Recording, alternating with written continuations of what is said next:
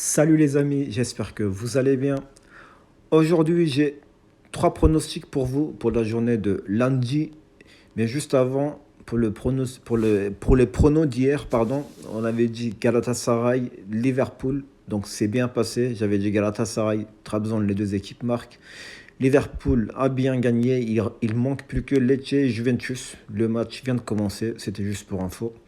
Donc sans perdre du temps, je vais commencer par le premier pronostic pour le lundi. C'est entre Brighton et Volvez. Je commence par Brighton. Alors Brighton 8e, 31 points, 38 buts marqués et 33 buts encaissés. Effectivement, c'est une équipe qui marque pas mal de buts. Ça c'est bien, mais par contre ils encaissent beaucoup, comme vous pouvez le voir, 33 buts c'est beaucoup. Ils vont jouer face à Volvez 11e, 30 buts marqués et 31 buts encaissés. Ils sont à 28 points, à 3 points de Brighton. Donc c'est une équipe qui est très très proche l'une près de l'autre. Pour info, Brighton, ils ont fini premier en Europe. Regardez ici, en Ligue Europa. Ils ont fini premier avec 13 points devant Marseille et Ajax, ce qui est vraiment pas mal du tout. Brighton, c'est sûr qu'ils sont vraiment en forme, mais dans ces derniers matchs, on va analyser là. Regardez, ils ont pas mal de nuls, défaites. C'est vraiment un mélange. En tout cas, leur dernier match s'est soldé par un nul face à West Ham. Et après ce match, donc après le match de Volvez, ils vont jouer la FA Cup avant de jouer face à Luton, Crystal Palace, etc. Pour info, ils ne vont pas jouer l'Europe tout de suite parce que, vu qu'ils ont terminé premier dans leur groupe en Ligue Europa, ils vont jouer les 8e finales, donc ils vont jouer après les 16e de finale. Donc Brighton a le temps de se concentrer en Première Ligue. Ils devraient en plus, en sachant qu'ils ont 31 points et ils ne sont pas si loin que ça du podium. Regardez, Tottenham, ils sont à 40 points avec 21 matchs, alors que Brighton, avec 20 matchs, ils sont à 31. En cas de victoire, ils auront 34 points, donc ils seront à 6 points de Tottenham, ce qui est pas mal du tout. Je regarde les matchs à domicile de Brighton. Franchement, c'est pas si mal que ça. Ils ont quelques défaites, mais beaucoup de nuls par contre. Alors que Volvez, en déplacement, ils sont très très mauvais, comme vous le voyez ici. Beaucoup de défaites, quelques nuls et vraiment quelques victoires, pas plus que ça. Donc pour résumer, pour ce match, je vois bien sûr victoire de Brighton, mais je préfère être sûr, assuré. Donc je dirais victoire de Brighton ou match nul pour le premier pronostic. Ensuite, le deuxième pronostic, c'est entre Grenade et Atlético Madrid.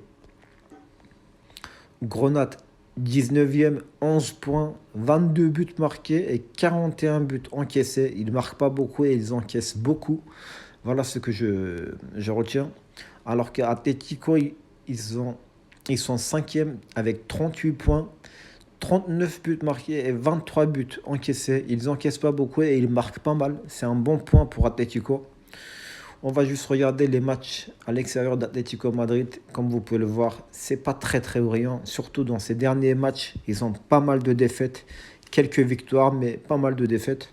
Alors que Grenade, à domicile, quand on regarde, surtout ces derniers temps, ils ont beaucoup de nuls. Pas mal de nuls, quelques défaites, mais il y a beaucoup plus de nuls. Je regarde les derniers matchs de Atlético. En Coupe de Roi, ils ont éliminé le Real. Ils ont perdu la Super Coupe. Ils ont gagné en Coupe de Roi face à Lugo. Mais à part ça, regardez, en Liga, sur les 4 derniers matchs, ils ont seulement une seule victoire. Ils ont pas mal de défaites, 2 défaites et un nul. Donc Atlético doit absolument se redresser, se concentrer sur la Liga. Moi, perso, dans ce match-là, je vois la victoire de Atlético Madrid ou match nul. Je ne vois pas Grenade gagner. Ça, c'est le deuxième pronom. Et puis le troisième pronostic, ça va être en Afrique. Donc pour la Coupe d'Afrique, entre Cap-Vert et Égypte. Regardons le classement. Cap-Vert, ils sont premiers avec 6 points, 5 buts marqués et 1 but encaissé. Ils ont gagné face à Ghana et Mozambique. Alors qu'Égypte, ils sont deuxième, 4 buts marqués, 4 buts encaissés. Ils ont seulement 2 points. Alors là, les Égyptiens, Ils ont intérêt à gagner, même s'ils gagnent de toute façon. Cap-Vert, dans tous les cas, ils seront premiers et ils seront qualifiés, ça c'est sûr. Alors que l'Égypte, c'est pas sûr du tout pour eux. Même s'ils font un nul entre Ghana et Mozambique, si l'une des équipes gagne le match, l'Égypte sera éliminée, c'est sûr. En sachant que l'Égypte est une très grande équipe, on le sait tous. C'est l'un des favoris de la CAN. Ils ont très mal débuté, certes. Mais en tout cas, l'Égypte peut se redresser. L'Égypte peut gagner face à ce Cap-Vert. En sachant que Cap-Vert, dans tous les cas, ils seront premiers. Dans tous les cas, ils seront qualifiés. Donc, ils ne seront pas à fond, ça c'est sûr. Ils peuvent même faire tourner l'équipe B. Ce que moi, personnellement, je m'attends plutôt à ça. Donc, c'est pourquoi je vois l'Égypte, victoire de l'Égypte, sans problème. Je pense que l'Égypte peut battre ce Cap-Vert qui est rassuré, qui n'a rien à gagner, tout simplement. C'est pourquoi je vois la victoire de l'Égypte. Donc, on va récapituler. Brighton, Volvez, Brighton ou match nul. Grenade, Atlético Madrid, Atlético ou match nul. Cap-Vert, Égypte, victoire d'Égypte.